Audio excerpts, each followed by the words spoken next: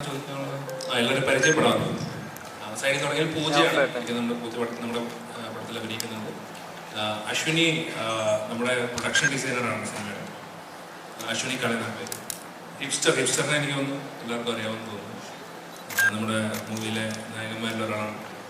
Roshan, Faf, Jithu Madhavan, Sajin Gopu, Neeraj ചേച്ചി, മിഥുൻ.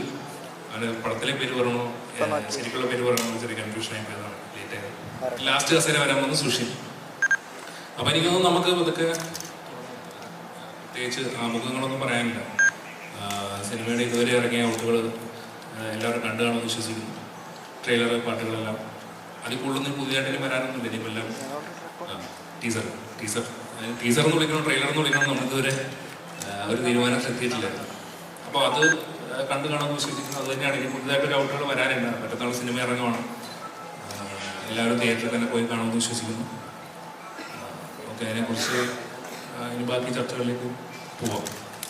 അത്രയൊക്കെ ഉള്ളൂ പറയാനുള്ളത്.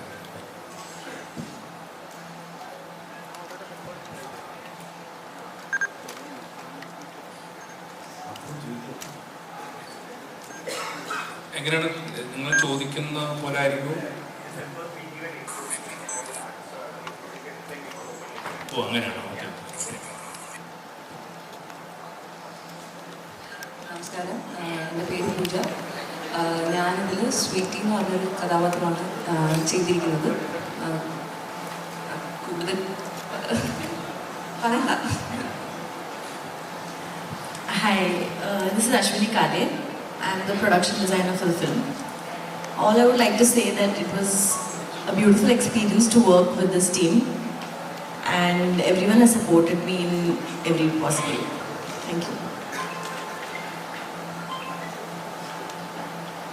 ഹലോ, ഞാൻ ഹിപ്സ്റ്റർ. അപ്പോൾ ഇതിൽ അജു എന്ന് പറയുന്ന റോളാണ്, ഒരു ക്യാരക്ടറാണ് ഞാൻ ചെയ്തേക്കുന്നത്. എന്തായാലും ഞാൻ കുറച്ച് നെർവസാണ്.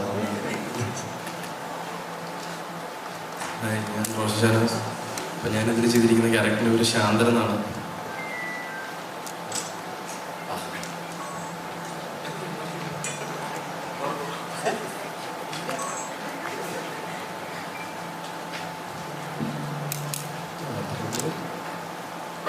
അപ്പം ഞാനിന്ന് അവസാനം എൻ്റെ ക്യാരക്ടറിൻ്റെ പേര് രണ്ടാന്നാണ്. അപ്പം ഇതുവരെ ചെയ്യാത്ത കുറച്ച് കഥാപാത്രമായിട്ടൊക്കെ എനിക്കും തോന്നി, എല്ലാവർക്കും തോന്നി. അപ്പോൾ അതാണ് സിനിമയെന്ന് പറയാനുള്ളത്. മറ്റൊന്ന് റിലീസാകുമ്പോൾ ഇപ്പോൾ അതേപ്പറ്റി കൂടുതൽ സംസാരിക്കുന്നുണ്ട്.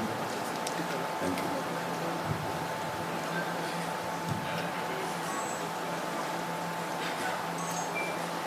എൻ്റെ പേര് സജിൻ എന്നാണ്. ഞാനിതിലൊരു അമ്പാൻ എന്ന് പറഞ്ഞൊരു ചെറിയൊരു ക്യാരക്ടർ.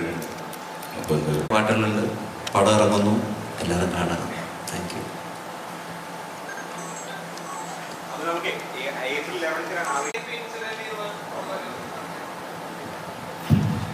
രോമാഞ്ചം പോലെ എന്ന് പറയാൻ പറ്റില്ല. രോമാഞ്ചം ടോട്ടലി എൻ്റെ റിയൽ ലൈഫ് ഇൻസിഡൻറ്റിൽ നിന്ന് തന്നെ ഉണ്ടായിട്ടുള്ള സിനിമയാണ്. ഇത് ചെറുതായിട്ട് അവിടെ ഇവിടെ ഇൻസ്പയർഡ് ആയി പോയിട്ട് ഉണ്ടെന്നുള്ളൂ. ചില അനുഭവങ്ങൾ കഥയാക്കി വലുതാക്കി സിനിമയാക്കി എന്നുള്ളതുള്ളൂ. അത് പൂർണ്ണമായിട്ടും എൻ്റെ അനുഭവം എന്നൊന്നും പറയാൻ പറ്റത്തില്ല. ഇല്ല, രോമാഞ്ചം സിനിമയായിട്ട് യാതൊരു കണക്ഷനും അല്ല. അതങ്ങനെയല്ല, അതൊരു ചെറിയൊരു കൺഫ്യൂഷൻ ഉണ്ടായതാണ്. എന്തായാലും അത് ക്ലിയർ ചെയ്തേക്കാം. അതായത് രോമാഞ്ച സിനിമയിൽ ചെമ്പൻചേട്ടൻ ചെയ്ത ക്യാരക്ടർ, സെയ്ദ് എന്ന് പറഞ്ഞ ക്യാരക്ടർ ശരിക്കും അങ്ങനെ ഒരു അപ്പിയറൻസ് ഉള്ള ആളായിരുന്നില്ല. അപ്പം ആ സിനിമയ്ക്ക് വേണ്ടിയിട്ട് നമ്മൾ പുള്ളിയുടെ അപ്പിയറൻസ് അങ്ങനെ ആക്കിയതാണ്. അപ്പിയറൻസും ആ സ്വഭാവവും രംഗ എന്ന് പറഞ്ഞ ക്യാരക്ടറിൻ്റെ പോലെ ഒരു സ്വഭാവം കൊടുത്തതാണ്. അപ്പോൾ ഇത് ടോട്ടലി ഡിഫറെൻ്റ് ആയിട്ടുള്ള വേറൊരു ക്യാരക്ടറാണ്. എനിക്ക് പേഴ്സണലി പരിചയമുണ്ടോ എന്ന് ചോദിച്ചാൽ നമ്മൾ ബാംഗ്ലൂർ പലയിടത്തും കണ്ടിട്ടുള്ള, മുന്നേ ഞാൻ പഠിച്ചിരുന്ന ടൈമിൽ കണ്ടിട്ടുള്ള ക്യാരക്ടറൈസിൽ നിന്ന് ഇൻസ്പയർഡ് ആയിട്ടാണ് ഈ ക്യാരക്ടറിനെ ഉണ്ടാക്കിയിട്ടുള്ളത്. അല്ലാതെ രോമാഞ്ചത്തിലെ ക്യാരക്ടറുകൊണ്ട് യാതൊരു ബന്ധവുമില്ല. രോമാഞ്ചം തിയേറ്ററിൽ ഇറങ്ങിയപ്പോൾ ആദ്യമേ ഒരു ഷോപ്പീസ് പോലെ ആദ്യം വലിയൊരു ഒന്നും ഉണ്ടാക്കിയില്ല. പിന്നീടാണ് ആളുകളിലേക്ക് ഇറങ്ങി വലിയ വലിയ തിയേറ്റേഴ്സിന് മാറി പിന്നെ ഒരു വലിയൊരു കളക്ഷനൊക്കെ ഉണ്ടായത്. ആവേശം അങ്ങനെയായിരിക്കും. ഒരു ആദ്യം തന്നെ തിയേറ്ററിൽ ആവേശം പൊളിക്കുന്ന ലെവലിലുള്ള മേക്കിംഗ് ആണ്. ആവേശം എനിക്ക് തോന്നുന്നത് ആദ്യത്തെ ദിവസം തന്നെ തിയേറ്ററിൽ ആൾ വരുമെന്നാണ് എൻ്റെ വിശ്വാസം. അതിന് വേണ്ടിയിട്ടാണ് നമ്മൾ ശ്രമിച്ചിട്ടുള്ളത്. ഇപ്പം നിങ്ങളോട് സംസാരിച്ചുകൊണ്ടിരിക്കുന്നത് അതിൻ്റെ ഭാഗമായിട്ടാണ്. ഇവിടെ ആൾക്കാരെല്ലാവരും വരണം, ഒന്നൊരു ഓളം ഉണ്ടാക്കി തരണം തുടക്കത്തിൽ. അപ്പോൾ ആ ഓളത്തിൽപ്പെട്ട് മുന്നോട്ട് പോകണമെന്നാണ് വിശ്വസിക്കുന്നത്. അപ്പം അതിന് വേണ്ടിയിട്ട് ഉണ്ടാക്കിയിട്ടുള്ള സിനിമയും കൂടെയാണ്. സിനിമ തിയേറ്ററിൽ നിറഞ്ഞ അതായത് ഫുൾ ക്രൗഡോട് കൂടിയിട്ട് കാണേണ്ട, എൻജോയ് ചെയ്യേണ്ട ഒരു സിനിമയാണ്. ഇപ്പം നമ്മൾ നിങ്ങൾ ഫ്രണ്ടിലിരിക്കുന്ന പോലെ മിണ്ടാതിരുന്ന് കാണാൻ പറ്റുന്ന സിനിമയാണെന്ന് വിശ്വസിക്കുന്നത്. ഒച്ച ഉണ്ടാക്കിക്കൊണ്ട് തന്നെ കാണേണ്ട സിനിമയാണ്. ഉറക്കെ ചിരിച്ചും ഉറക്കെ ബഹളം ഉണ്ടാക്കി തന്നെ കാണേണ്ട ഒരു സിനിമയാണ്. അപ്പോൾ അതെനിക്ക് ഉറപ്പായിട്ടും തിയേറ്റർ വാച്ച് തന്നെയാണ്. രോമാഞ്ചം അങ്ങനെയായിരുന്നു. അപ്പോൾ അതിന് ഉറപ്പായിട്ടും അതിന് മേളിലേക്ക് ചെയ്യാനാണ് ശ്രമിച്ചിട്ടുള്ളത്. രോമാഞ്ചം ഇഷ്ടപ്പെട്ടവരും ഇഷ്ടപ്പെടാത്തവരും ഉണ്ട്. അപ്പോൾ രോമാഞ്ചം ഇഷ്ടപ്പെടാത്തവർക്കും കൂടി ഈ സിനിമ ഇഷ്ടപ്പെടണമെന്നാണ് ഞാൻ വിശ്വസിക്കുന്നത്. അതിന് വേണ്ടിയിട്ടാണ് ശ്രമിച്ചിട്ടുള്ളത്.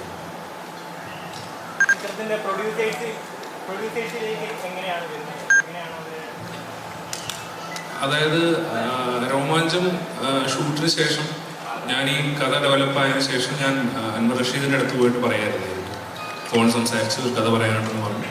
അങ്ങനെ സജിനാണ് എനിക്ക് ആക്ച്വലി അവിടെ കണക്ട് ചെയ്തത്. അപ്പോൾ അങ്ങനെ ഞാൻ പോയിട്ട് കഥ പറയായിരുന്നു. കഥ പറഞ്ഞ് പുള്ളിക്കത് ഇഷ്ടപ്പെട്ടു. അവിടെ തന്നെ ഫഹദിലേക്ക് എത്തി. അതങ്ങനെ പ്രൊജക്റ്റ് ആവുമായിരുന്നു. ആക്ച്വലി രോമാഞ്ചം റിലീസിന് ഞാൻ ഓൾറെഡി ആവേശത്തിൻ്റെ പ്രീ പ്രൊഡക്ഷനിലായിരുന്നു. ബാംഗ്ലൂർ ഷൂട്ട് തുടങ്ങാൻ കുറച്ച് നാളുകൾ ഉള്ളപ്പോഴാണ് രോമാഞ്ചം റിലീസാവുന്നത്. ഞാൻ ബാംഗ്ലൂരിൽ നിന്ന് വന്നിട്ടാണ് രോമാഞ്ചത്തിൻ്റെ റിലീസെല്ലാം ഇവിടെ അറ്റൻഡ് ചെയ്തിട്ട് തിരിച്ചു പോകുന്നത്. രോമാഞ്ചത്തിന് മുന്നേ തന്നെ പ്രൊജക്റ്റ് ആയിരുന്ന സിനിമയായിരുന്നു ആവേശം.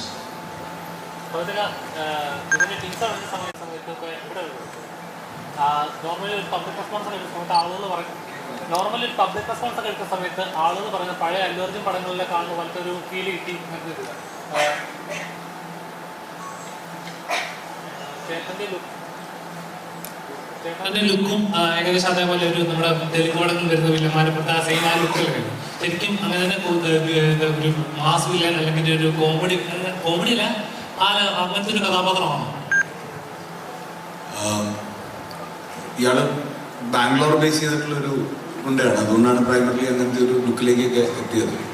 ഓൾമോസ്റ്റ് ചിത്തുവിന് പറഞ്ഞ പോലെ ചിത്തു കണ്ട് പോയ ആളുകളിൽ നിന്നും ഒരുപാട് പേരിൽ നിന്നാണ് അങ്ങനെ ലുക്കിലേക്ക് എത്തിയത്.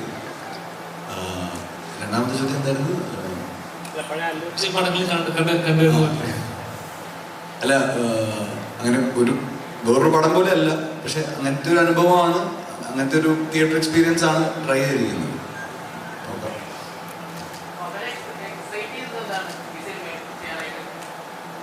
ഇതുപോലത്തെ ഒരു പരിപാടി ഞാൻ ഇതിനു മുമ്പ് പിടിച്ചിട്ടില്ല. എന്നെ ഇങ്ങനെ ആരും അഴിച്ചു വിട്ടിട്ടില്ല.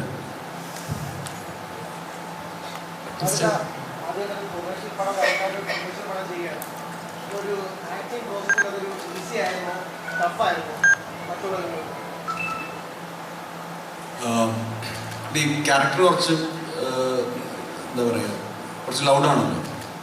അപ്പം അതിൻ്റെതായിട്ടുള്ള കോംപ്ലിക്കേഷൻസ് ഉണ്ട്. പിന്നെ അയാൾ കറക്റ്റ് മലയാളം അല്ല സംസാരിക്കുന്നത്. അയാൾ അങ്ങനത്തെ ഫുഡേജ് ഒന്നും വരാത്തതുകൊണ്ടാണ്. പുള്ളി കന്നഡയും മലയാളമൊക്കെ മിക്സ് ചെയ്തിട്ടുള്ളൊരു ഇതാണ്. അപ്പം ഉറക്കെയാണ് സംസാരിക്കുന്നത്. അങ്ങനെയുള്ള കുറേ കാര്യങ്ങളുണ്ട്.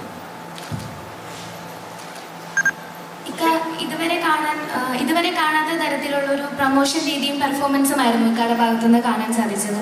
എന്തായിരുന്നു അതിന്റെ കാര്യം? കാര്യമൊന്നുമില്ല, ട്രെയിലർ പോലും ഇല്ല. ഇതൊക്കെ ചെയ്താലേ അങ്ങനെ പ്രത്യേകിച്ച് കാര്യമൊന്നുമില്ല. എനിക്ക് ഈ പടം എന്നല്ല, ചെയ്യുന്ന പടങ്ങളെല്ലാം ആൾക്കാരെ കാണണമെന്ന് ആഗ്രഹമുണ്ട്. ഇത് ഒരു ഇൻട്രോ ഈ പടത്തിന് ആവശ്യമുണ്ടെന്ന് തോന്നുന്നു. പടം കാണാൻ പോകുന്നതിന് മുമ്പ് ഈ പടത്തിനെ പറ്റി ഒരു ഇൻട്രോ ആൾക്കാർക്ക് കൊടുക്കണമെന്ന് തോന്നുന്നു.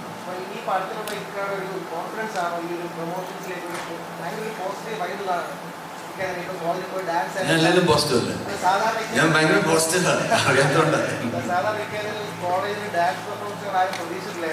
ഇല്ല, അതെന്നാ കുട്ടികൾ ചുമ്മാ, ഞാൻ ഡാൻസ് പഠിച്ചിട്ട് പോയതൊന്നുമല്ല. കുട്ടികൾ ചുമ്മാ പറഞ്ഞുകൊണ്ട് ഞാൻ അവരോട് അവരുടെ സന്തോഷത്തിന് വേണ്ടി അവരെന്തോ യൂണിയൻ ചെയ്യായിരുന്നു. അപ്പോൾ അതിൻ്റെ ഒരു സന്തോഷത്തിന്. മഞ്ഞുമൽ ബോയ്സ് ഇറക്കിയപ്പോൾ പറയാം മലയാള സിനിമയുടെ സീൻ മാറ്റുന്ന സിനിമയായിരിക്കും എന്ന്. ഇപ്പോൾ താങ്കൾ ചെയ്യുന്ന എല്ലാ പടങ്ങളും ഇപ്പോൾ നല്ല രീതിയിൽ വന്നുകൊണ്ടിരിക്കുക. ചെയ്യുന്ന ട്രാക്കുകളായാലും ശരിയായ മലയാളികൾക്ക് എപ്പോഴും റിലേറ്റ് ചെയ്യാൻ പറ്റും. ആവേശം അങ്ങനെ ഒരു ചിത്രം തിയേറ്ററിൽ ആവേശം കൊള്ളിക്കുമോ? ഇങ്ങോട്ടൊന്നും തിയേറ്ററിൽ ആവേശം കൊള്ളിക്കണമല്ലോ. അതുകൊണ്ടല്ലേ അങ്ങനെ ഒരു ആവേശം എന്നുള്ള പേര് വെച്ചിട്ട്. ഇതേപോലെ തന്നെയാണ് കഴിഞ്ഞ പ്രാവശ്യം രോമാഞ്ചം കൊള്ളിക്കോ എന്നുള്ളൊരു സാധനം.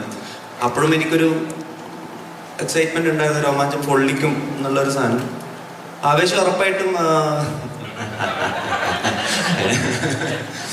ആവേശം ആക്ച്വലി ഫുള്ളി എൻ്റർടൈനർ ആണ്. മൊത്തത്തിൽ ചിരിയും പരിപാടിയൊക്കെ ആയിട്ട് ഫുള്ളി എൻ്റർടൈനർ പാക്ഡ് ആയിട്ടുള്ളൊരു പടമാണ്. അതിൻ്റെ അകത്ത് വേറെ അൺഎക്സൈറ്റ്മെൻറ്റ് എന്നല്ലേ പറയാം, അങ്ങനെ അത് ഉണ്ടാവാൻ സാധ്യതയില്ല. എക്സൈറ്റ്മെൻറ്റ് ഉണ്ടാവും എന്നുള്ളതാണ് എൻ്റെ പ്രതീക്ഷ. മറ്റൊന്നും സീൻ മാറുമെന്ന് ഞാൻ വിചാരിച്ചിട്ട് പറഞ്ഞൊന്നുമല്ലല്ലോ, ചുമ്മാ തള്ളി വെക്കുന്നത്. അതേപോലെ അങ്ങനെ തന്നെ ആവട്ടെ.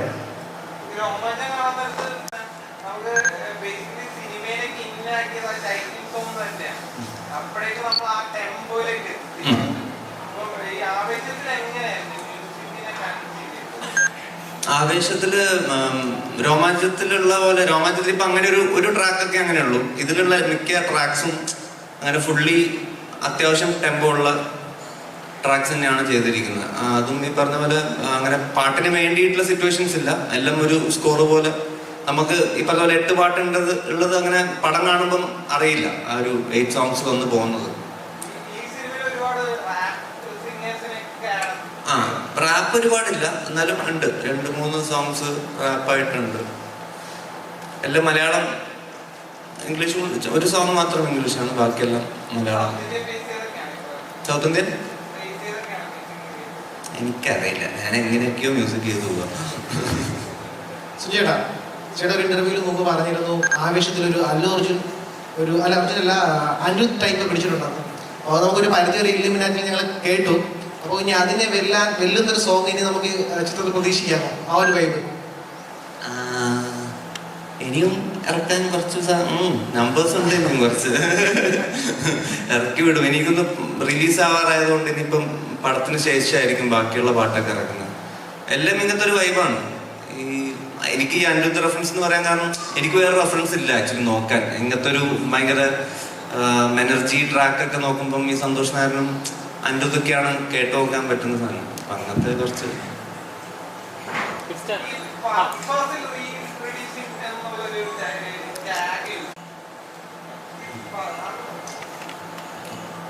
ചുമ്മാ യൂസ് ചെയ്യും. ചുമ്മാ എന്തെങ്കിലും ഒരു ലൈക്ക് പറഞ്ഞല്ലോ, ഞാൻ ഇതുവരെയും ചെയ്യാത്ത സിനിമകളുടെ സ്വഭാവവും പെർഫോമൻസ് ആയാലും ഇങ്ങനെയൊരു സെറ്റിങ്ങിൽ ഇങ്ങനൊരു എന്താ പറയുക, ബാംഗ്ലൂരിൻ്റെ ഒരു കോളേജ് ലൈഫും സ്റ്റുഡൻറ് ലൈഫും വേറൊരു സൈഡാണ് നമ്മൾ എക്സ്പ്ലോർ ചെയ്തിരിക്കുന്നത്. അപ്പം അങ്ങനെയൊക്കെ മൊത്തത്തിൽ പുതുമ തോന്നിയതുകൊണ്ടാണ്.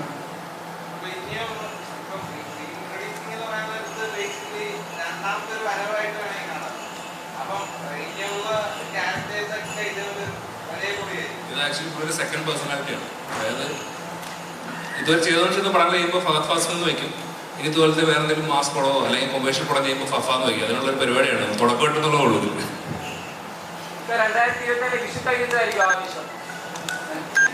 ആവട്ടെ ആവട്ടെ.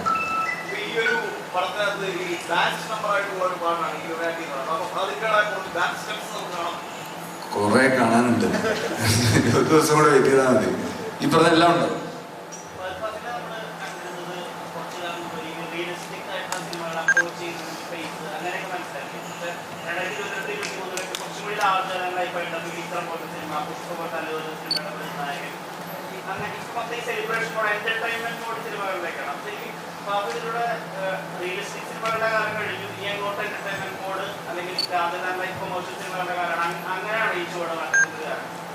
അല്ല അങ്ങനെയല്ലല്ലോ, അങ്ങനെ ഒരിക്കലും അല്ല. ഇപ്പം എന്നെ തേടി വരുന്ന സിനിമകളാണ് ഞാൻ ചെയ്യുന്നത്.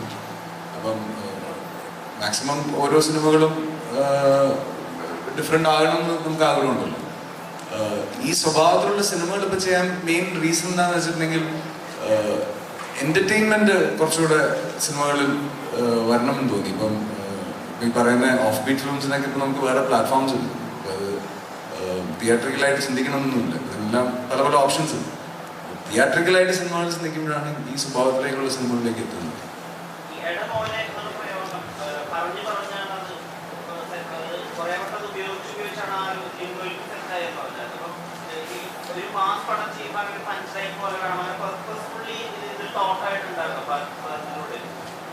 ഇല്ല ഇല്ല, അങ്ങനെയൊന്നുമില്ല.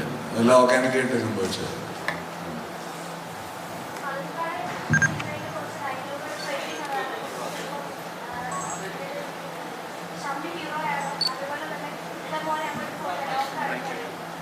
ഈ സിനിമയിലാണെങ്കിൽ എന്നൊരു ഡയലോഗ് ഭയങ്കര ട്രെൻഡിങ് ആയിട്ട് വരുന്നുണ്ട്.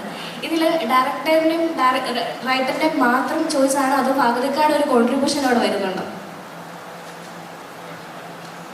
നമ്മൾ ഡിസ്കസ് ചെയ്ത് വന്നതാണ്. ഇപ്പം എനിക്ക് ഓർമ്മ വന്നത്, എന്നെ സ്കൂളിൽ എൻ്റെ ഒരു സീനിയർ എന്നെ ഇങ്ങനെ വിളിക്കുമായിരുന്നു. അങ്ങനെയാണ് ഞാൻ ആദ്യം അവിടെ പറഞ്ഞു തുടങ്ങിയത്. പിന്നെ നസ്രിയൊക്കെ അത് എല്ലാവരും അത് യൂസ് ചെയ്ത് തുടങ്ങി. സെറ്റ് ഭയങ്കര കോൺസ്റ്റന്റ് ആയിരുന്നു. ഇപ്പോൾ ഒരുപാടുണ്ട്. അപ്പം നോർമലി ഇങ്ങനെ ഒരു ചിത്രം ഞങ്ങൾ ഒരു പബ്ലിക് പെർഫോം എടുത്തപ്പോൾ ഹിച്ചറിനെ കണ്ടപ്പോഴേക്കും ഹിച്ചർ പടത്തിലുണ്ടോ? ഇവിടെ മൈക്കുണ്ടോ?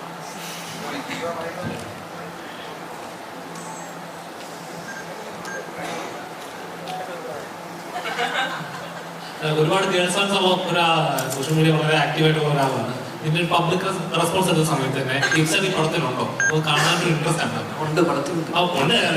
അപ്പോൾ ഗേൾസ് ആയാലും കുറച്ചുകൂടെ അദ്ദേഹം ഈ പടത്തിലുണ്ടോ എന്ന് ചോദിച്ചില്ല. അപ്പോൾ അത്രയും ഒരുപാട് ഫാൻ ഫോളോവേഴ്സ് ഉള്ള ഒരാളാണ്. ഈ പടത്തിലേക്ക് ഇങ്ങനൊരു ക്യാരക്ടർ എന്താണെന്നൊരു എങ്ങനെയാണ് ഈ പടത്തിലേക്ക് വന്നത്? പടത്തിലേക്ക് ജിത്തുചേട്ടൻ വിളിക്കുകയത് ഫസ്റ്റ് ഓടാണല്ലോ. ഫസ്റ്റ് ഓടാണ്.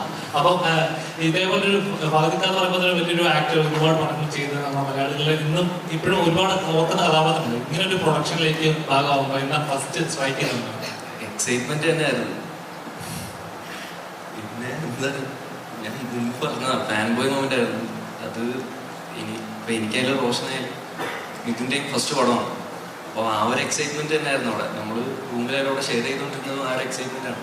അപ്പോൾ നമ്മുടെ ഷൂട്ട് സ്റ്റാർട്ട് ചെയ്തിട്ട് ഏകദേശം 1 month കഴിഞ്ഞിട്ടാണ് അതൊക്കെ ജോയിൻ ചെയ്തത്. അപ്പോഴെല്ലാവരും എക്സൈറ്റ്മെന്റ് ആയിരുന്നു പുള്ളിയിലൂടെ പെർഫോം ചെയ്യാനും അല്ലെങ്കിൽ എല്ലാം. ശരിക്കും ഭാഗത്തേക്ക് ഇങ്ങനത്തെ ഒരാളാണ്. നോർമലി നമ്മൾ ഒരു ആക്ഷൻ പറഞ്ഞു കഴിഞ്ഞാൽ ആള് വേറെ അല്ലേ. നമ്മുടെ ടീച്ചറൊക്കെ എന്താ ചെയ്യാൻ ഡാൻസിൽ ഇതൊക്കെ ആയാലും ആള് വേറില്ലല്ലേ. അത് കട്ട് പറഞ്ഞു കഴിഞ്ഞപ്പോഴേക്കും ആളൊരു നോർമൽ ഒന്നിനും ഇല്ലാത്ത സൈലന്റ് ആയി പറഞ്ഞിട്ട് ശരിക്കും അങ്ങനെ തന്നെയായിരുന്നു ആള്. ആക്ഷൻ പറഞ്ഞു കഴിഞ്ഞാൽ പിന്നെ രംഗയാണ്. നമുക്ക്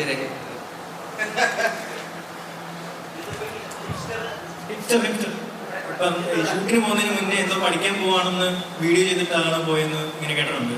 സോ ഇപ്പം യൂട്യൂബ് എടുത്ത് നോക്കിക്കഴിഞ്ഞാൽ ലാസ്റ്റ് ഇട്ട വീഡിയോ 1 year ബാക്കാണ്. അപ്പോൾ അതിൽ കമൻ്റൊക്കെ നോക്കിക്കഴിഞ്ഞാൽ മകനെ മടങ്ങി വരുമെന്നൊക്കെ പറഞ്ഞിട്ട് ഒരുപാട് കമൻ്റ് ഉണ്ട്. അപ്പം എന്താ എന്തുകൊണ്ട് പിന്നീട് ഒമേഗയുടെ നോക്കിയില്ല, അല്ലെങ്കിൽ പകുതിക്കൊക്കെ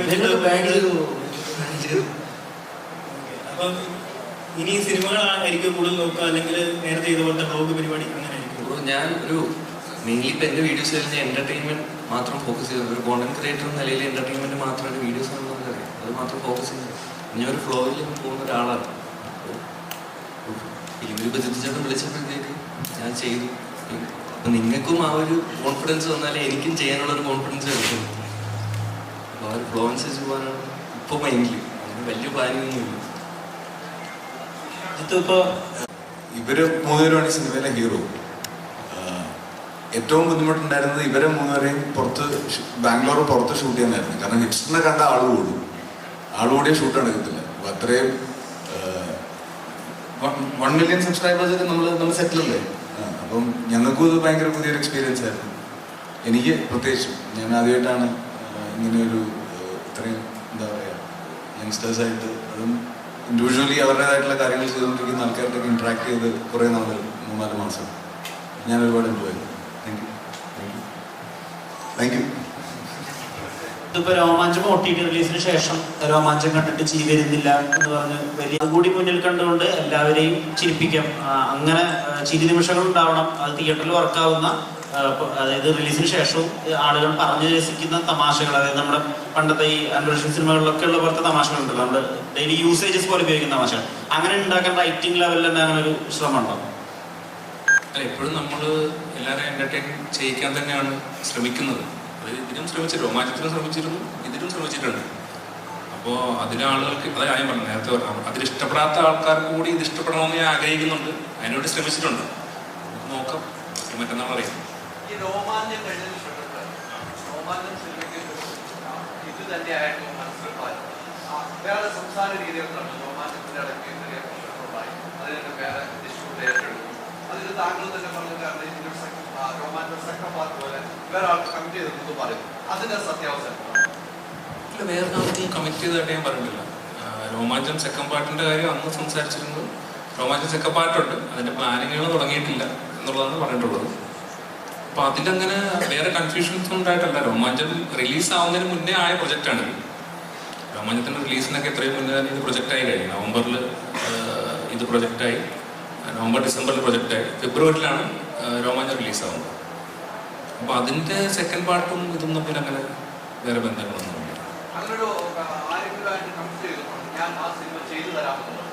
അങ്ങനെ യാതൊരു കമ്മിറ്റ്മെന്റ്സും ഇല്ല. അല്ല, എനിക്ക് അങ്ങനെ അല്ലെങ്കിൽ അതിനെക്കുറിച്ച് അത്രയും ഒരു വളരെ സെക്കൻഡ് പാർട്ട് എന്താണെന്ന് പോലും പൂർണ്ണമായിട്ട് തീരുമാനമായിട്ടില്ല. ഒരു സ്ക്രിപ്റ്റ് ആവാതെ എനിക്ക് കമ്മിറ്റ്മെന്റിലേക്ക് പോകില്ല. സജിൻ, നമുക്ക് മണിച്ചെന്നത് നരേറ്റ് ചെയ്തിരുന്നു ആകവല്യ എന്താണ്. അപ്പം നമ്മൾ ടീച്ചറിൽ കണ്ട അത് അപൂർവമായിട്ട് ഒരു ക്യാരക്ടറിനെ നരേറ്റ് ചെയ്യാൻ കിട്ടുന്ന ഒരു അവസരം അപൂർവമായിട്ടാണ് ഒരു ആക്ടറിന് കിട്ടുക. അപ്പൊ ഈ ചിത്രത്തിൽ അങ്ങനത്തെ ഒരു അവസരം കിട്ടിയിട്ടുണ്ടല്ലോ. ബേസിക്കലി രംഗണ്ണ ആരാണെന്ന് നരേറ്റ് ചെയ്യുന്നുണ്ട്. എന്നെ സംബന്ധിച്ച് ഭാഗ്യമൊന്നും അങ്ങനെ ചെയ്യാൻ പറ്റിയത്. അത് പക്ഷെ ടീച്ചറിൽ വരും നമുക്ക് അറിയാൻ പാടില്ലായിരുന്നു. പടത്തിൽ ഓൾറെഡി അങ്ങനെ ചെയ്തു, ടീച്ചറിൽ എല്ലാവരും കൂടി കട്ട് ചെയ്തെടുത്തു. അപ്പൊ നമുക്ക് സന്തോഷം. പിന്നെ പതുക്കാലെ പോലെ ഒരു ആക്ടറിൻ്റെ ഒപ്പം സ്ക്രീൻ ഷെയർ ചെയ്യാൻ പറ്റി വളരെ സന്തോഷം. എന്നെ സംബന്ധിച്ച് ഭയങ്കര സന്തോഷമുണ്ട്. ഇപ്പോൾ പടം ഇറങ്ങാൻ വേണ്ടിയിട്ട് ഞാൻ വെയിറ്റ് ചെയ്തിരിക്കുകയാണ്. ഭയങ്കര എക്സൈറ്റ്മെന്റിലാണ്. ഓരോ സിനിമകളും ആവേശം മാറ്റി നിർത്തി കഴിഞ്ഞാൽ അതിലെന്തും ഇഷ്ടപ്പെട്ട ഒരു കഥാപാത്രം ഏതെന്ന് ചോദിച്ചാൽ ഏത് പറയാം? ആവേശം മാറ്റി നിർത്തി പെർഫോമൻസ് വൈസോ അതോ? തീർച്ചയായും. തൊണ്ടി മുതൽ ചെയ്യുമ്പം ഒരു ഭയങ്കര പുതിയൊരു എക്സ്പീരിയൻസ് ആയിരുന്നു. എന്ന് വെച്ചാൽ എല്ലാം പോലീസുകാർ നമ്മളൊരു സെറ്റ് ചെയ്തിട്ട് ഒരു സെറ്റ് ഉണ്ടാക്കി, പോലീസ് സ്റ്റേഷൻ സെറ്റ് ഉണ്ടാക്കിയിട്ട് എല്ലാം ആക്ച്വൽ പോലീസുകാരായിരുന്നു നമ്മൾ എൻ്റെ ഹയർ ചെയ്തത്. ഞാനും അലഞ്ചേട്ടനും മാത്രമേ ഉള്ളൂ, സുരാജേട്ടൻ ആക്ടേഴ്സായിട്ട്. എനിക്കത് ഭയങ്കര പുതിയ എക്സ്പീരിയൻസ് ആയിരുന്നു. അപ്പം ഫസ്റ്റ് ഡേ എന്നെ അവിടെ കൊണ്ടുപോയിട്ട് പോത്തും പറഞ്ഞ് ഒരാളെ ബസ്സിൽ വെച്ചിട്ട് ഇങ്ങനെ മാല മുട്ടിച്ച് പിടിച്ചു. അയാളെ പോലീസ് സ്റ്റേഷനിൽ കൊണ്ടുവന്ന് എന്താണ് ചെയ്യേണ്ടത് അത് ചെയ്യാൻ പറഞ്ഞു. ഞാൻ ചുമ്മാ നിൽക്കുകയായിരുന്നു. പോലീസ് അവരാണെന്നെല്ലാം ചെയ്തത്. എനിക്കത് ഭയങ്കര ഒരു ഞാൻ അതുവരെ ചെയ്യാത്തൊരു എക്സ്പീരിയൻസ് ആയിട്ട് എനിക്ക് തോന്നി. മൊത്തത്തിൽ ആ പടം ഞാൻ ഭയങ്കര എൻജോയ് ചെയ്തു. ഓരോ സിനിമയിലേക്ക് മാറുമ്പോൾ ഓരോ കഥാപാത്രം മാറുമ്പോൾ അത് എങ്ങനെയാണ് സ്റ്റഡി ചെയ്തെടുക്കുന്നത്? ഇപ്പോൾ ഡയറക്ടറുമായിട്ട് ഇരുന്ന് സംസാരിച്ച് ഈ കഥാപാത്രത്തിൽ ഞാൻ ഈ ഇത്ര മീറ്റർ ഇരിക്കാം, അല്ലെങ്കിൽ ഡയറക്ടർ ഇത്ര മീറ്റർ മതി, അങ്ങനെ എങ്ങനെയാണ് ഒരു ചർച്ച വരിക? ഒരു ഷൂട്ടിന് പോകുന്നതിൻ്റെ ഒരു ധാരണ ഉണ്ടാവും. അത് ഏത് അളവെന്നുള്ളത് ഇപ്പം ഞാൻ അവിടെ പോയി ചെയ്യുന്നത് കണ്ടിട്ട് ഇതല്ല കുറച്ചുകൂടെ ചെയ്യണം, അല്ലെങ്കിൽ ഇത്രയും വേണ്ട, അത് ഷൂട്ടിന്റെ പ്രോഗ്രസ്സിലായിരിക്കും നടക്കുന്നത്. പക്ഷെ ഒരു ധാരണയുണ്ടാവും. ഒരു എന്താ പറയുന്ന ഒരു കാരിക്കേച്ചർ പോലെ നമുക്ക് ഈ കഥാപാത്രത്തിന്റെ എല്ലാ വശങ്ങളും നമുക്കറിയായിരിക്കും. പക്ഷെ അത് ഷൂട്ട് തുടങ്ങി കഴിഞ്ഞിട്ടാണ് അതിൻ്റെ ഒരു കറക്റ്റ് ഡ്രാഫ്റ്റിലേക്ക് എത്തുന്നത്. പലപ്പോഴും റീഷൂട്ട് ചെയ്യാറുണ്ട്. നമ്മൾ ആദ്യ ദിവസങ്ങളിൽ ചെയ്തത് പിന്നെ കാണുമ്പോൾ അത് വർക്കാകാതെ പോലെ തോന്നും. അപ്പോൾ പോയത് പിന്നെ റീഷൂട്ട് ചെയ്യും.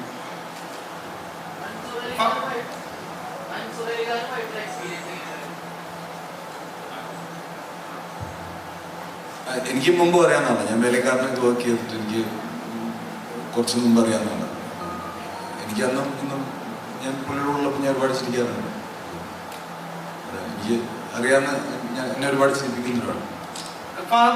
ഇപ്പൊ ഈ ചിത്രം ആവേശം അനൗൺസ് ചെയ്യുന്ന മുതൽ ഒരു ഹൈപ്പ് ക്രിയേറ്റ് ചെയ്തിരുന്നല്ലോ. ഇപ്പം അതിനുശേഷം ഇത് വേറൊരു ടൈപ്പ് പരിപാടിയാണെന്ന് സുഷിൻ പറഞ്ഞപ്പോഴൊക്കെ ഒരു ഹൈപ്പ് ക്രിയേറ്റ് ചെയ്തു. അപ്പൊ അതിന്റെ ലുക്കിലൊക്കെ ഒരു ഹൈപ്പ് ക്രിയേറ്റ് ചെയ്തു. അത് കഴിഞ്ഞിട്ട് ഒരു ദിവസം കൊണ്ട് ധ്യാൻ വന്ന് രാവിലെ മുതൽ വൈകുന്നേരം വരെ ഇന്റർവ്യൂ കൊടുത്തിട്ട് ആ സീൻ മൊത്തം ധ്യാൻ കൊണ്ടുപോയി, ആ ഹൈപ്പ് മൊത്തം ധ്യാൻ കൊണ്ടുപോയി. അതിനെങ്ങനെയായിരുന്നു നോക്കി?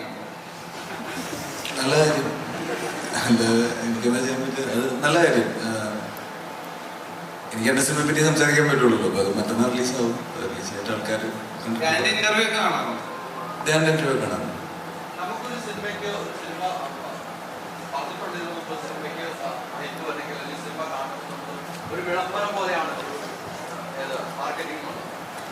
ഇന്റർവ്യൂ ആണെങ്കിൽ വളരെ ഇതിനൊരു ഇന്റർവ്യൂ കൊടുക്കാൻ അത് വന്നിട്ടില്ല. നമ്മൾ ടീമാരും വന്നിട്ടില്ല. ആകെ ഒരു ഇന്റർവ്യൂ മാത്രമേ ഇത്രയുള്ള ഇന്റർവ്യൂ മാത്രമേ വന്നിട്ടുള്ളൂ. നമുക്ക് കണ്ടതാണ്.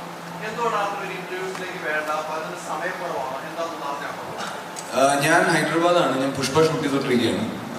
ഇന്ന് വൈകിട്ട് ഞാൻ തിരിച്ചു പോകും. വീണ്ടും റിലീസിൻ്റെ അന്നൊരു ദിവസത്തേക്ക് ഞാൻ വരും. അതൊരു സൈഡ്. രണ്ടാമത്തെ സൈഡ്, മിനിഞ്ഞാന്നാണ് പടം ലോക്കായത്. ഒരു ട്രെയിലർ കട്ട് ചെയ്യാൻ പോലും നമുക്ക് സമയം കിട്ടിയിട്ടില്ല. എല്ലാവരും ബിസിയായിരുന്നു. പ്രൈമറിലി മറ്റ് ടെക്നീഷ്യൻസ് മറ്റു പടങ്ങളൊക്കെ ആയിട്ട് ബിസി ആയിരുന്നു. എല്ലാവരും ഈ സിനിമയിലേക്ക് എത്തിയപ്പോഴത്തേക്കും അതിൻ്റെതായിട്ട് ഡിലേ ഉണ്ടായി. പടം തീരാൻ അതിൻ്റെതായിട്ട് ഡിലേ ഉണ്ടായി. അപ്പം അതിലായിരുന്നു ഫോക്കസ്. പടം ഭംഗിയായി തീർത്ത് തിയേറ്ററിൽ കൊണ്ടുവരിക. പിന്നെ എപ്പോഴും നമ്മൾ പുതിയതായിട്ടൊരു കാര്യം ചെയ്യുമ്പോൾ നമ്മളിപ്പം ഞാൻ സ്ഥിരം ചെയ്യുന്ന ഒരു പരിപാടിയാണെങ്കിൽ എനിക്കിങ്ങനെ വന്ന് പറയണമെന്നില്ല. സത്യേട്ടൻ്റെ ഇപ്പം ഞാൻ പ്രകാശനൊക്കെയാണെങ്കിൽ ഞാൻ പ്രൊമോഷനൊന്നും വന്നിട്ടില്ല. കാരണം ഞാൻ സത്യേട്ടനിൽ നിന്നും ആൾക്കാർ എന്താണ് എക്സ്പെക്ട് ചെയ്യുന്നത്, അതാണ് കേട്ടർ ചെയ്യുന്നുള്ളത് ഞങ്ങൾക്ക് രണ്ടുപേർക്കും ക്ലിയർ ആയിരുന്നു. ഇതിൽ ജിത്തുവും പുതിയതായിട്ടൊരു സാധനമാണ് ട്രൈ ചെയ്യുന്നത്, ഞാനും പുതിയതായിട്ടൊരു സാധനമാണ് ട്രൈ ചെയ്യുന്നത്. എന്നെ ഇതുപോലെ ആരും കണ്ടിട്ടില്ല എന്ന് മുമ്പ്. അപ്പം പടത്തിനൊരു ഇൻട്രോ കൊടുക്കേണ്ടത് ആവശ്യമായിട്ട് തോന്നുന്നു. അപ്പം അതുകൊണ്ടാണ് ഇതിലൊന്നുമല്ല ഞാൻ വിശ്വസിക്കുന്നത്. എൻ്റെ ജോലി സിനിമകൾ ചെയ്യാമെന്നുള്ളതാണ്. നല്ല സിനിമയാണെങ്കിൽ സിനിമ അതിൻ്റെ ജോലി എടുത്തു, സിനിമ പ്രൂവ് ചെയ്തു. ഇല്ല. മാമന്നം ചെയ്തതിനു ശേഷം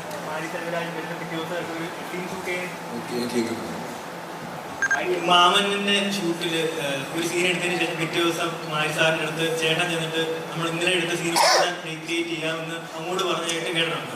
ഇതൊരു പുതിയ പരിപാടിയാണ്. അപ്പം ഇതിൽ അത്തരത്തിൽ എടുത്ത സീൻ പിന്നീട് വേറെ രീതിയിൽ ചെയ്യാം എന്ന് പറഞ്ഞ് ചേട്ടൻ ഡയറക്ടറിന്റെ അടുത്ത് അപ്രോച്ച് ചെയ്ത് അങ്ങനെ എന്തെങ്കിലും സിറ്റുവേഷൻ ഉണ്ടായിട്ടുണ്ട്? ഉണ്ട്. എൻ്റെ സിനിമ ജീവിതത്തിൽ അങ്ങനെ ഒരുപാട് എല്ലാ സിനിമകളിലും അതുണ്ടായിട്ടുണ്ട്. ഞാൻ പോയി റീഷൂട്ട് ചെയ്യണമെന്ന് ഞാൻ ആവശ്യപ്പെടുന്നു. ഏറ്റവും കൂടുതൽ സമയം എടുത്ത് റീഷൂട്ട് ചെയ്ത് അങ്ങനെ എന്തെങ്കിലും ഇൻസിഡന്റ് ഉണ്ടായിട്ടുണ്ടോ? സമയമെടുത്ത് പണിയായിട്ട് ഇല്ല, പെട്ടെന്ന് ഓർത്ത് പറയാനൊന്നുമില്ല. പക്ഷെ എനിക്ക് എപ്പോഴും അങ്ങനെ റീഷൂട്ട് ചെയ്യുമ്പോൾ കുറെ കൂടെ ആ സീൻ കൺട്രോളിൽ വന്ന പോലെ എനിക്ക് തോന്നാറുണ്ട്. അതുകൊണ്ടാണ് ഞാൻ എപ്പോഴും അത് ഓപ്റ്റ് ചെയ്യുന്നത്. ട്രാൻസിൽ ഒരു സീക്വൻസ് ഉണ്ട്, എത്ര റീഷൂട്ട് ചെയ്തിട്ടും ശരിയാകാതെ ആദ്യം ഷൂട്ട് ചെയ്ത് വെച്ച്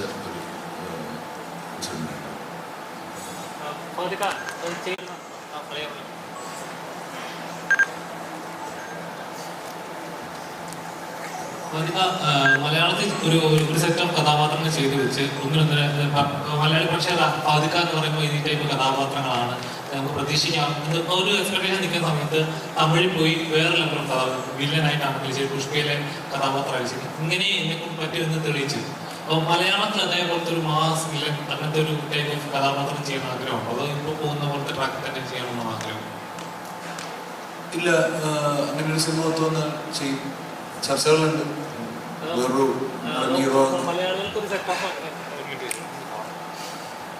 മലയാളത്തിൽ സെറ്റ് ഒരാളിങ്ങനെ ഫിക്സ് ചെയ്ത് കഴിഞ്ഞാൽ പെട്ടെന്ന് അത് ബ്രേക്ക് ചെയ്ത് മലയാളത്തിൽ തന്നെ എന്തെങ്കിലും അത് സെറ്റ് ആവുമോ, ചേരുന്നുണ്ടോ? പെട്ടെന്നൊരു ബ്രേക്ക് ഉള്ള പോലെ ഒരു അന്യഭാഷയിൽ ചെയ്ത് കാണുമ്പോൾ വാവ് എന്ന് തോന്നും. സ്വന്തം ഭാഷയിൽ ചെയ്യുമ്പോഴേക്കും അത് ചേരുമായിരുന്നോ? പുള്ളിക്കാരൻ ഈ സോണല്ലേ ചെയ്യുന്നുള്ളത് എന്നൊരു എപ്പോഴും നമ്മൾ പറയാറുണ്ട്. അങ്ങനൊന്നും ഇല്ലാന്ന് തോന്നുന്നു. എന്തായാലും എനിക്ക് അങ്ങനെ ഒരു സിനിമ ഞാൻ ചെയ്ത് കഴിഞ്ഞാലേ ആൾക്കാരെ എങ്ങനെ റിയാക്ട് ചെയ്യുന്നുള്ളത് എനിക്ക് കറക്റ്റ് അറിയാൻ പറ്റും.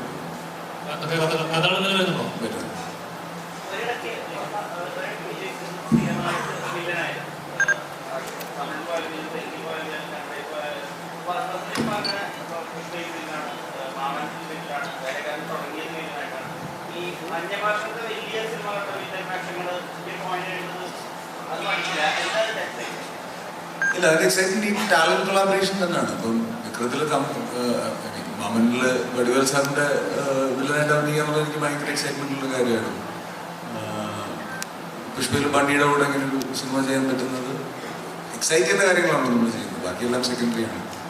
ആസ് എ സിനിമ അത് നമ്മൾ എക്സൈറ്റ് ചെയ്യുന്നതുകൊണ്ടാണ് നമ്മൾ എല്ലാത്തേക്കും നിൽക്കുന്നത്.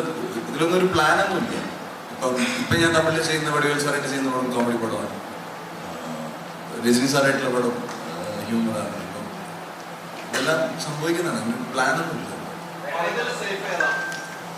എല്ലാം സേഫ് അല്ല. എനിക്കറിയില്ല. ഇതൊന്നും ഞാൻ പറഞ്ഞില്ല, ഇതൊന്നും പ്ലാൻ ചെയ്ത് സംഭവിക്കുന്നല്ല. നമ്മളെ വിശ്വസിക്കുന്ന കുറെ ആൾക്കാർ തരുന്ന എനർജിയും കോൺഫിഡൻസും ആണ്.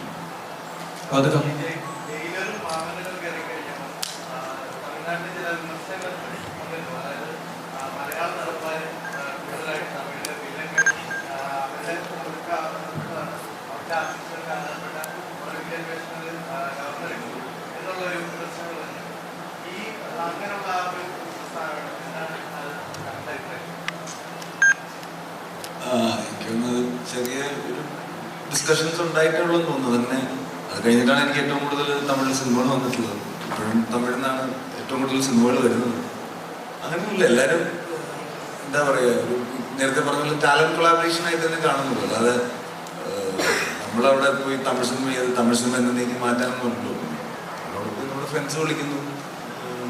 എന്നെ സംബന്ധിച്ചോളം എനിക്കിപ്പോൾ കമൽ സാറായിട്ടുള്ള റിലേഷൻ, രജനി സാറായിട്ടുള്ള റിലേഷൻ ഒക്കെ ഇങ്ങനെ പോയി സിനിമകൾ ചെയ്തിട്ടുള്ളതുകൊണ്ടാണ് ഞാനതെല്ലാം വളരെ പോസിറ്റീവായിട്ടുണ്ട്. എൻ്റെ പേര് ഫാസിൽ എന്നാണ്. എൻ്റെ ചോദ്യം ടീച്ചറിൻ്റെ സമയത്ത് എൻ്റെ ജീവിതത്തിൽ എനിക്ക് ഏറ്റവും പേടിയുള്ള കാര്യം ഫാസിൽ നിന്ന് ചോദ്യം ചെയ്യാൻ. അപ്പൊ അത് ഉമ്മയോടൊക്കെ പറഞ്ഞിട്ട് ഞാൻ വീട്ടിൽ പോകുള്ളൂ. എന്നോട് ചോദ്യങ്ങളൊന്നും ചോദിക്കരുത് എന്ന് പറഞ്ഞിട്ട് ഞാൻ വീട്ടിൽ പോകുന്നത്. ടീച്ചറിൻ്റെ അകത്ത് ചില കട്ടുകൾ ഈ രാജമണിക്കിൻ്റെ ചെറിയൊരു റെഫറൻസ് പോലെ കാണിക്കുന്നുണ്ട്. സ്ലാങ്ങിൻ്റെ ചെറിയൊരു കാര്യം. അപ്പോൾ ഇത് എങ്ങനെ ബ്രീഫ് ചെയ്യാനായിട്ട് അൻവർക്കാട് എന്തെങ്കിലും ടിപ്സോ അങ്ങനെ കാര്യങ്ങളെങ്കിലും ഉണ്ടായിരുന്നോ? ഇല്ല, രംഗ ആദ്യം എന്നോട് പറയുമ്പോൾ തന്നെ രംഗ ഇങ്ങനെയൊക്കെ ആയിരുന്നു എന്നുള്ളത് ജിത്തു ക്ലിയർ ആയിട്ട് പറഞ്ഞു. എന്നോട് കഥ പറയുമ്പോൾ തന്നെ രംഗ വെള്ളയൊക്കെ ഇട്ട് ഗോൾഡൊക്കെ ഇടുന്ന ഒരു ആൾ തന്നെയായിരുന്നു. പിന്നെ ഈ മീശയും ഹെയർ സ്റ്റൈലൊക്കെ നമ്മൾ പിന്നെ ഒരു ലുക്കിലേക്ക് എത്താൻ വേണ്ടി അങ്ങനെ ഡിസ്കസ് ചെയ്ത് ഡ്രൈവ് ചെയ്തു. അല്ലാതെ വേറൊരു സിനിമയുടെ റെഫറൻസ് വെച്ചിട്ട് ചെയ്തതാണ്.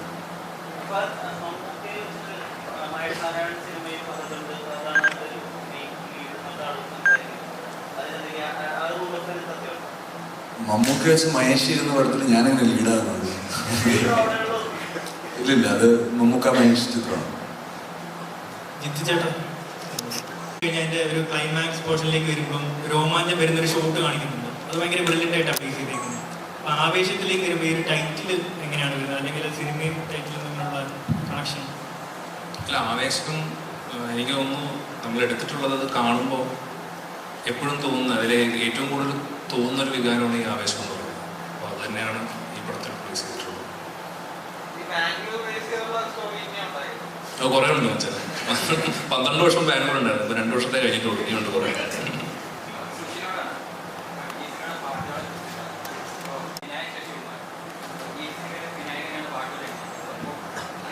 പാട്ടുകൾ കേൾക്കുമ്പോൾ നമുക്ക് വളരെ രോമാഞ്ചിക്കുന്നുണ്ട്. പലപ്പോഴും ആ പാട്ടുകൾ ആ സിനിമയുടെ കഥ പറഞ്ഞു തരുന്നുണ്ട്.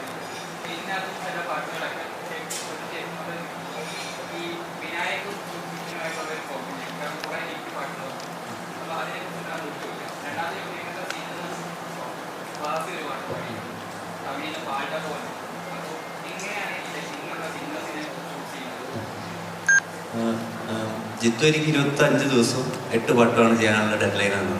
അപ്പം നമ്മൾ 2 ദിവസത്തിലൊരു പാട്ട് ചെയ്യുക, അങ്ങനെയാണ് നമ്മളിരിക്കുന്നത്. ജിത്തു ഡെയിലി വരും, ഞാൻ അകത്തിരുന്നെങ്കിൽ ചെയ്യും, ജിത്തു പുറത്തുനിന്നെങ്കിൽ ബുക്ക് വായിച്ചിരിക്കും. അപ്പോൾ ഒരു ട്യൂൺ ഐഡിയ ഒക്കെ ആയിട്ട് വരും. വിനായക് എന്താണെന്ന് വെച്ചാൽ നമ്മൾ ഓൾറെഡി ആ ഒരു കോമ്പിനേഷൻ പിടിച്ചതുകൊണ്ട് വേറെ പൊതുവെ വരെ നമ്മൾ വിനായകനായിട്ട് ഓൾറെഡി വർക്കായിട്ടുള്ളൊരു കോമ്പിനേഷനായിട്ട് തോന്നി. പിന്നെ നമുക്ക് 3 പേർക്ക് കമ്മ്യൂണിക്കേറ്റ് ചെയ്യാൻ കുറച്ച് ഈസിയാണ്. അപ്പം അതുകൊണ്ടാണ് വിനായക് ഇതിൽ എല്ലാ പാട്ടും എഴുതിയിരിക്കുന്നതും.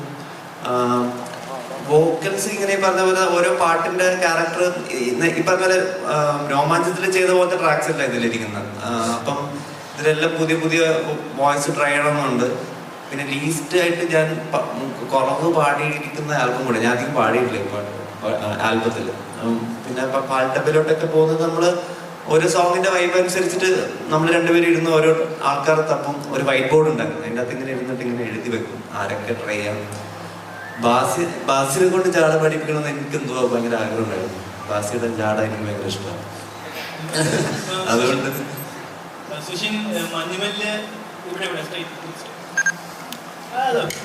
മഞ്ഞുമല്ല് എന്താ വേടനായിട്ട് കൊളാബറേറ്റ് ചെയ്തു. ഇപ്പൊ ഇതിൽ നോക്കുമ്പോൾ ഡബ്സി ആയിട്ട് വർക്ക് ചെയ്തിട്ടുണ്ട്. അപ്പൊ ഇവരോടൊപ്പം ഒക്കെ വർക്ക് ചെയ്ത് കഴിഞ്ഞപ്പോൾ ഉള്ള മ്യൂസിക് ഡയറക്ടർ ഉണ്ടായ ഒരു ചേഞ്ച് എന്താണ്? ഈ ഇൻഡിപെൻഡന്റ് കുറെ ആർട്ടിസ്റ്റ് ഉണ്ടല്ലോ നമ്മുടെ ഇവിടെ. അപ്പം എല്ലാവരെയും ഈ വോയിസ് തപ്പി പോകുമ്പോൾ ആക്ച്വലി കുറെ ആൾക്കാർ നമ്മുടെ ഇടയിൽ തന്നെ ഉണ്ട് എന്നുള്ളത് മനസ്സിലായി. ഇപ്പൊ ഡാപ്സി ആണെങ്കിലും ഡാപ്സിയുടെ ഒക്കെ പോലത്തെ ഒരു വോയിസ് ക്യാരക്ടർ ആക്ച്വലി ഭയങ്കര റെയറാണ് നമുക്ക് കേൾക്കുന്ന അങ്ങനത്തെ സൗണ്ടും പരിപാടികളും. അതാണ് കൂടുതലും ഇൻഡിപെൻഡന്റ് ആർട്ടിസ്റ്റിനെയാണ് ഇതിനകത്ത് ഫീച്ചർ ചെയ്യാൻ നോക്കിയിരിക്കുന്നത്. കൂടുതലും സ്ഥിരമായിട്ട് പാടുന്ന ആൾക്കാരെക്കാളും തപ്പിയെടുത്ത് ബാക്കി ഇതേപോലെ സുഷിന്റെ പടത്തിൽ പാടണം എന്ന് ചോദിച്ച് ഇതിന് മുന്നേ ചോദിച്ച് അവസരം മേടിക്കണമെന്നൊക്കെ പറഞ്ഞിട്ടുണ്ട്. അപ്പൊ ഇതില് അമരേട്ടന്റെ പടത്തില് അമരേട്ടനോടൊക്കെ ഇതേപോലെ ചോദിച്ചിട്ടുണ്ട് ഒരു പാട്ട് പാടിക്കുന്നത്. അപ്പൊ അത്തരത്തിൽ സുഷിനോട് ചോദിക്കാറുണ്ടോ ബാസി? ഏയ് അതെ, എനിക്ക് അവന്റെ ജാട ഭയങ്കര ഇഷ്ടമാണ്, അങ്ങനെ ചോദിക്കില്ല. എൻ്റെ ആവശ്യമാണ് ബാസി പാടണമെന്നുള്ളത്. കാരണം ആ വോയിസ് അല്ലാണ്ട് എനിക്ക് വേറൊരു സൗണ്ട് വരുന്നില്ല ജാടപ്പാട്ടിന്. അപ്പൊ അങ്ങനെ ഞാൻ ബാസിക്ക് ചുമ്മാ ട്രാക്ക് അയച്ചു കൊടുക്കലും ബാസി എന്ന് പറഞ്ഞപ്പോ അങ്ങ് പാടിപ്പിച്ചു, അത്രേ ഉള്ളൂ. ഉറപ്പായിട്ടും പഠിപ്പിക്കും.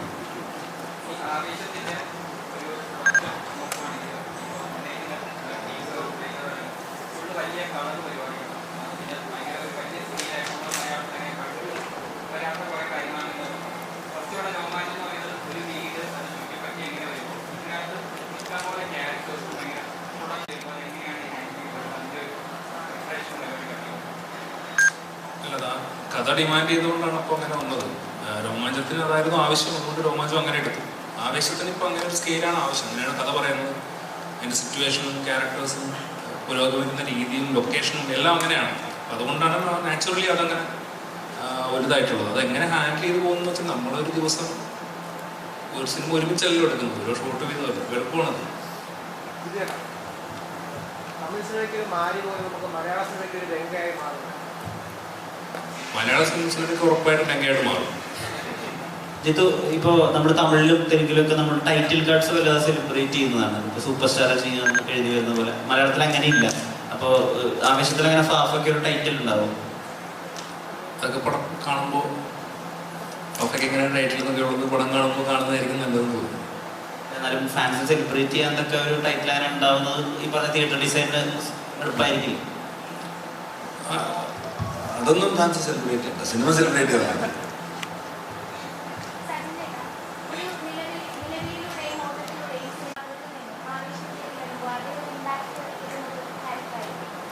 കേട്ടില്ല.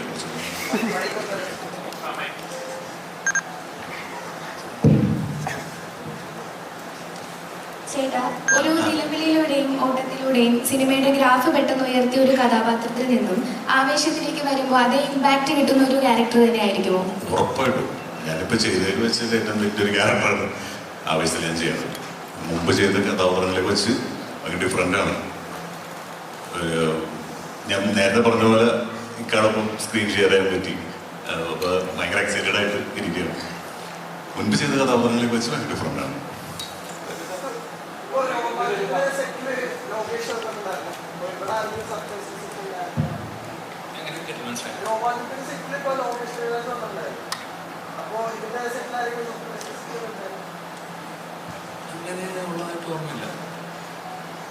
സജീവ് ബാബു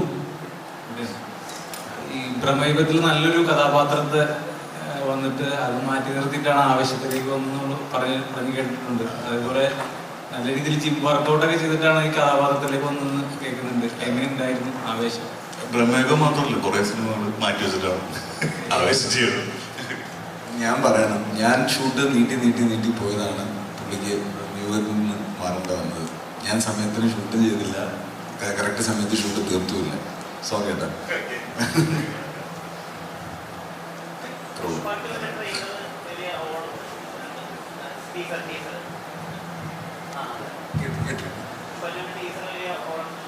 പുഷ്പ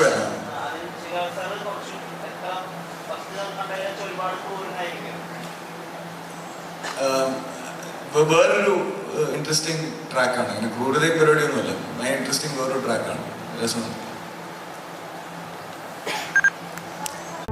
കൂടുതൽ വീഡിയോസിനായി B4 Place ഫോളോ ചെയ്യൂ, സബ്സ്ക്രൈബ് ചെയ്യൂ.